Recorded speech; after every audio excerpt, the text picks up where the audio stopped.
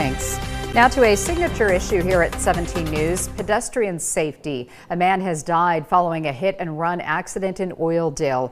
Our records indicate this is the 33rd pedestrian fatality this year, highlighting a larger problem on the streets of Kern County, a problem with elusive solutions. 17's Connor Dorr joining us now in studio to break down the latest numbers. Connor?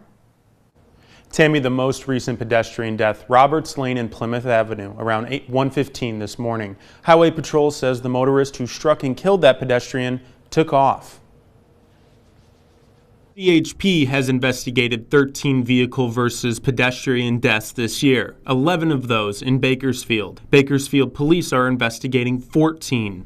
CHP officer Jorge Toro says the number of pedestrian deaths on our roadways is in a small decline compared to previous years. Of course, even just one is a major tragedy and it impacts a lot of people, but I mean, looking at the years prior, we are at a little bit of a decline. But the issue is not just in Bakersfield. People are dying all over the county. Delano, California City, Edison all have reported pedestrian fatalities this year. In total, 33 people have died by getting hit by cars in Kern County so far this year. In 2024, 57 people were killed, and in 2023, 63 people lost their lives. Death after death, crash after crash, and one street name, a main thoroughway, keeps showing up. Union and South Union Avenue. 6 people dead so far this year. Sergeant Caleb Kaiser of BPD's Traffic Division says Union Avenue's issues are pedestrians choosing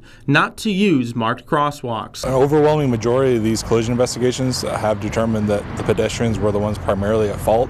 That area does see a high volume of our transient population. And there has been a number of hit and runs across the county, 8 in total. Yeah, I think the number one thing is fear of criminal prosecution.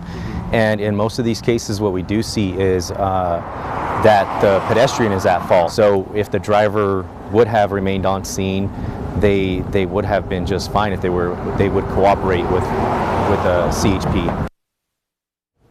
The crash that killed a man this morning happened on the very same intersection Highway Patrol did their pedestrian enforcement just last month. Toro says the most dangerous streets in town are Niles Street, South Union, Chester Avenue, and Roberts Lane. CHP is urging pedestrians and drivers to operate the safest on these streets. In studio, Connor Dorr, 17 News. All right, thanks, Connor.